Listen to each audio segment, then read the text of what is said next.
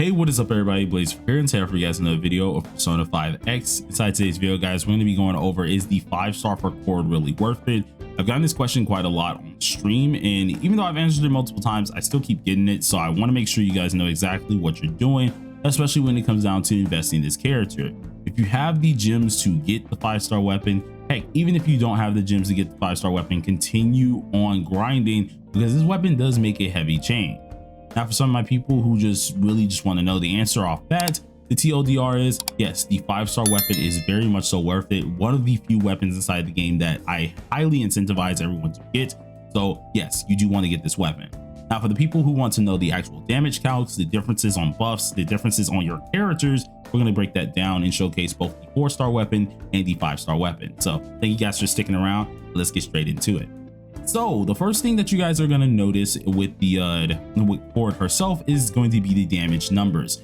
So we have our 5-star weapon on right now. I'm at least 4,200, and one that's very low because our cards really aren't too good for her just yet. But this is really for another video. As you can see, my attack is decent, but I am missing some things on the attack. So for example, my star does not have attack on it, so I'm missing that. And even though this is attack percentage, we are missing a couple things for a lot of our pieces. So it could easily be better to get up our attack amount, but we are fairly low. With 5-star on, we have about 4,245 attack base. And then with the 4-star weapon, which yes, I decided to sacrifice a couple things to get the 4-star weapon. So you're welcome, you guys, to see this. We end up only having about 3,838 for our attack base. So it obviously takes down our rating, but this is more due to the weapon based stats.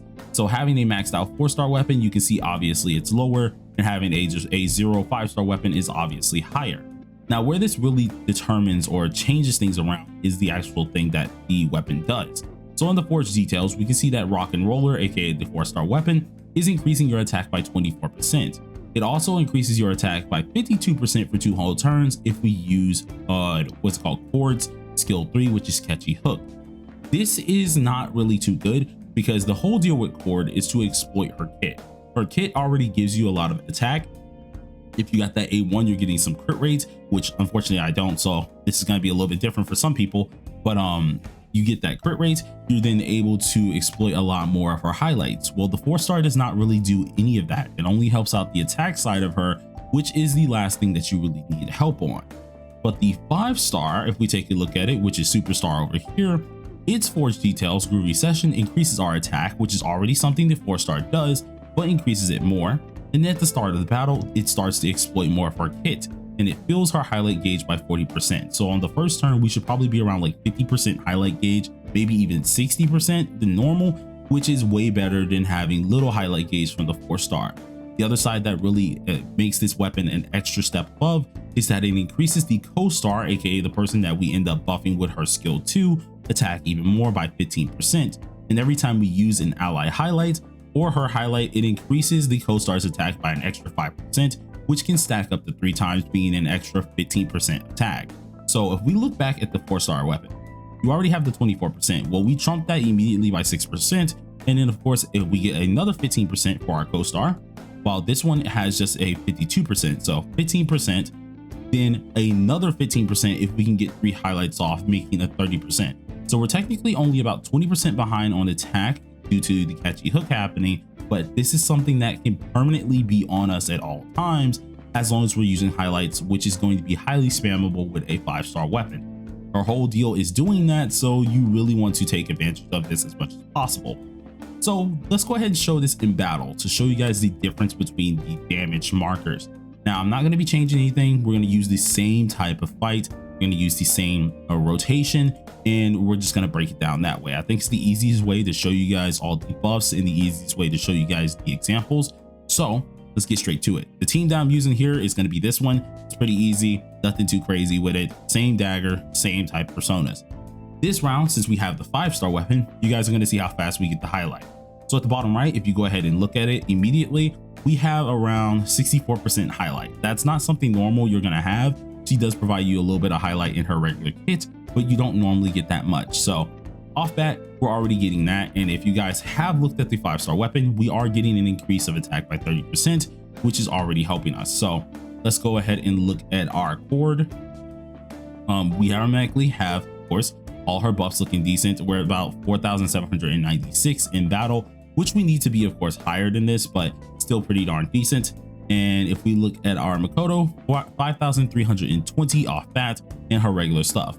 So once we start getting this all like acquainted for, we're going to immediately use our Terrakaja. So let's get our Terrakaja buff all set up and set this up exactly the same for each person. So skill 3 on this, we're not going to follow up on this at all. We're just going to go ahead and let it do its thing. And as you can see, it took 3 actions. We immediately got our highlight. We technically can use it just now just to show it, but when I do the 4-star weapon, we won't nearly get it as fast, so it probably might not be a fair comparison. So this turn, we're going to go ahead and use our skill 2, which gives us an attack increase. Now we do have that attack increase off the skill 2 immediately.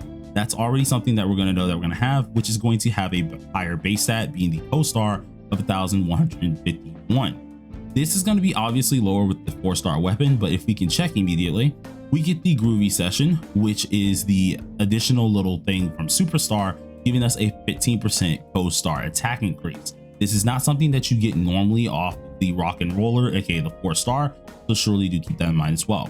But we got that 15% attack increase, and I'm just going to do this for the fun of it. Let's use our mask and do our skill 3. Skill 3 off that, if we don't crit, we did about 61k, which is perfectly fine. Nothing too bad about that at all. And we can just keep going by our day. Well, now it is the next turn, so we're going to use our lovely assistant right here. I'm just going to use the skill 1. Highly doubt it's going to change too much here. And then since we got this on off, and he ended up triggering the other one, so not bad, we're going to go ahead and pop off our skill immediately here. So I'm using my highlight.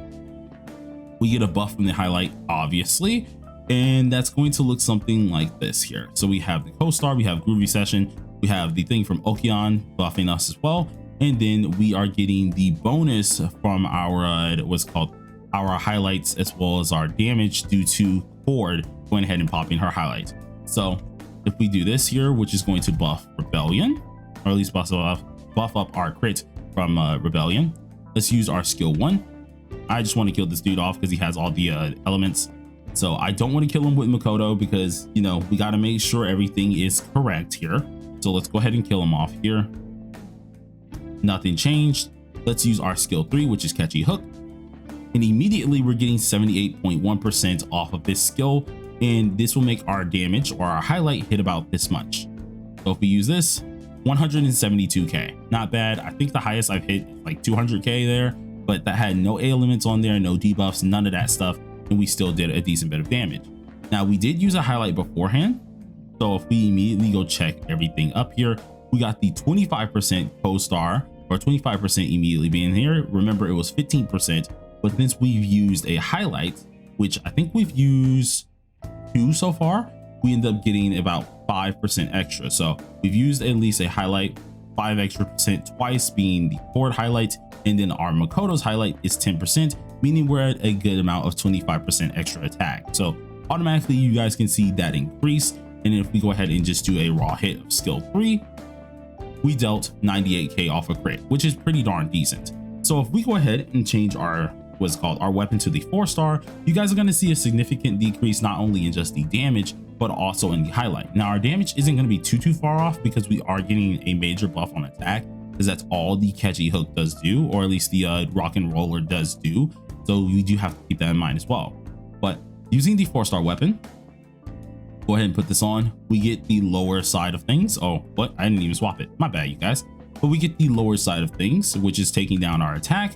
And you guys are going to see this when she applies this on our ally. So first turn, instead of getting 64% off that, we only get 25%. So we're not getting this the whole 64%. So you guys can see that comparison of our highlight not coming back immediately. I'm gonna set this up the same way. Terrakaja, go ahead and hit this one in the middle, boom, and then we're just going to continue hitting from here. So this is going to be a skill 2, and then when it's Makoto's turn, we're going to just pop this on off and use our skill 3.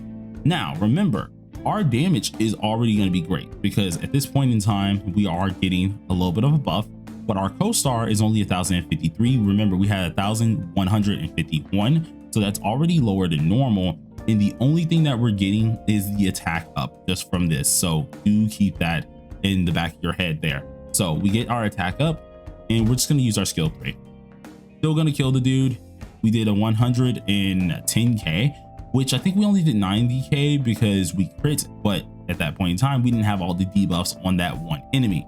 So you guys can kind of see where it's going to make that difference, where the damage is going to still be a little closer, but using all of Chords' kit is going to be way worse. So let's use our skill 1.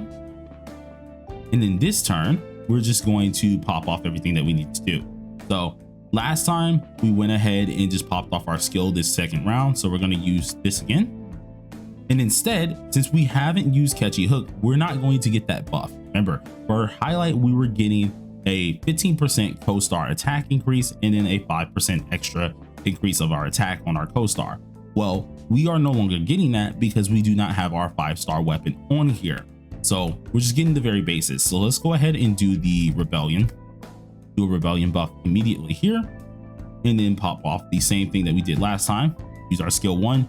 Didn't kill him off of that skill 1, so we're just going to use Chord. She's going to get the kill off, of course. And then we're going to use our skill 3, which is immediately going to proc our ult against the enemy. And I think we did like 188, correct, or 180. So if we check this one out, use our skill 3 on here, we're dealing 160, which is a 20k difference. And if you did end up critting a little bit higher than my 188 earlier, you should be able to hit 200k. So it technically could be a 40k difference. Now, if we pop this on off and use our skill 3, and also, wait a minute, we just used Catchy Hook, which was our skill 3 on Chord. So now we do have a 52% attack increase, which you guys should probably see. Let's find it. Or is it specifically for Chords? I think it's one of them too. Yes, so here it is. So it's a 52% attack increase for Chord. This doesn't go to any of your allies. It only goes to her. So that's one more downside about it. It's no one else that gets this. So if you're just going to use the skill 3 here, you have to deal with the current ones, and we did 43k. Even if we crit, it probably would have been like 60k, 80k, but not nearly as much as the other one. So you guys can kind of see the difference of the power scaling with the 5-star weapon and the 4-star weapon. This is how strong the 5-star weapon is. You're not even getting that 52% attack increase. So that's one downgrade to that 4-star weapon. It only goes to Chord, which mainly only helps her out. She's a supporter, not a damager at the end of the day. So this is not going to be helping out your team fully at all. But if this wasn't enough to convince you, let me know down below in the comment section what can convince you.